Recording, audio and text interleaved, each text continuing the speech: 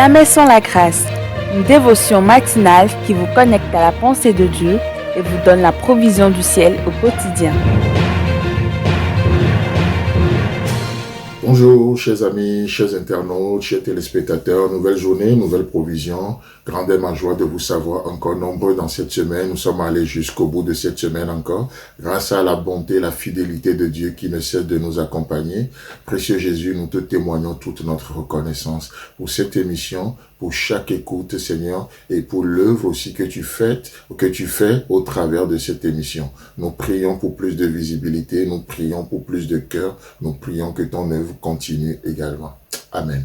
Alors, chers amis, chers internautes, notre passage, là, nous sommes passés au verset 2 de Ésaïe chapitre 54, d'accord, parce que le 1 nous dit, Dieu est sur le point de faire des choses, où Dieu est, Jésus-Christ est le réparateur et le rédempteur. Il répare les murs détruits, il répare les émotions corrompues, il fait une œuvre de restauration dans nos vies, alors il nous appelle à nous préparer pour accueillir. C'est ce qu'il fait là, ce qu'il fait, les bénéfices de ce qu'il fait, d'où le verset 2, élargir l'espace de ta tente. Hier, nous avions touché un peu ce verbe « élargir » qui veut dire, entre autres, ouvrir. Ouvrir notre cœur à ce que Dieu fait. Ouvrir notre intelligence pour comprendre. C'est pour ça que Dieu veut renouveler l'esprit de notre intelligence. Ouvrir même nos émotions. Ne pas être réfractaire vis-à-vis de ce que Dieu fait. Voyez-vous?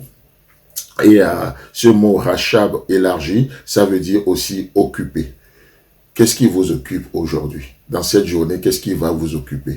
Malheureusement, certains seront occupés par leur passé et ils seront empêchés de voir ce que Dieu est sur le point de faire. Dieu l'a dit, n'est-ce pas toujours Ésaïe? Il est sur le point de faire des nouvelles choses. Est-ce que vous allez le reconnaître? Je mettrai et fait des promesses, je ferai telle œuvre dans le désert, je ferai ceci dans la solitude. Mais est-ce que vous allez le reconnaître? C'est pour ça qu'il nous demande d'être occupés. Occupés pas avec nos soucis, occupés pas avec nos problèmes, mais occupés avec les choses de Dieu. Occupés avec les choses de Dieu. Voyez-vous, c'est ce que Paul nous dira aussi autrement, d'être occupé par les désirs par les désirs de l'esprit, d'être occupé par l'esprit et nous n'accomplirons point les désirs de la chair. Voyez-vous, je ne suis pas occupé avec mon passé, je ne suis pas occupé avec mon futur, je ne suis pas occupé avec ce qu'on m'a fait ou ce qu'on ne m'a pas fait. Ce qui m'occupe aujourd'hui, c'est ce que Dieu est en train de faire avec moi, en moi et pour moi. Ce qui m'occupe, je serais même tenté de dire, ce qui me préoccupe aujourd'hui, c'est l'œuvre de Dieu dans mon cœur, pour que mon cœur puisse être élargi, que mon cœur s'ouvre de plus en plus, que mon cœur soit de plus en plus sensible à ce que Dieu fait. Et c'est ça ma prière. Et je pense que c'est ça la prière de chacun d'entre nous, n'est-ce pas? Parce que si Dieu nous appelle à élargir l'espace de nos tentes, vous n'êtes pas sans savoir que tout ce qui n'est pas élargi rétrécit. Je reprends volontairement. Tout ce qui n'est pas élargi, tout ce que nous n'élargissons pas, inconsciemment, ça se rétrécit. Et quand Dieu dit élargir l'espace de votre tente ou élargir l'espace de ta tente, Dieu nous appelle à faire une action volontaire. Il fait appel à notre volonté, à un choix qui s'impose à nous, à une décision. Ne subissez pas les choses. Décidez de ce que vous voulez vivre. Décidez, ne remettez pas les rênes de votre vie à quelqu'un d'autre ou à une situation. Décidez avec Dieu ce que vous voulez vivre. N'est-ce pas ce que Josué, vers la fin de sa vie, qu'est-ce qu'il a déclaré? Moi et ma maison, nous servirons l'Éternel.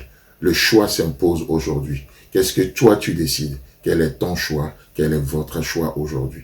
Voyez-vous? Donc, tout ce qui n'est pas élargi, malheureusement, finit par se rétrécir. De plus en plus, ça se rétrécit. Et c'est comme ça que ça crée aussi l'AVC. Quand nos veines je parle médicalement, quand nos veines se rétrécissent de plus en plus et le sang doit passer parce que le sang doit couler, mais de plus en plus les veines se rétrécissent, alors ça crée l'AVC. Et vous savez ce que c'est que l'AVC. Vous savez les inconvénients, tout ce que ça, les dégâts que ça fait.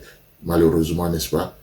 Mais alors, tout AVC spirituel, si vous permettez cette image, nous nous levons contre cela aujourd'hui et nous élargissons l'espace de notre tente et l'œuvre de Dieu va de l'avant. Amen. D'ailleurs, Quand il parle de la tente, l'image de la tente dans la parole de Dieu, cela parle de l'Israël ou la présence de Dieu.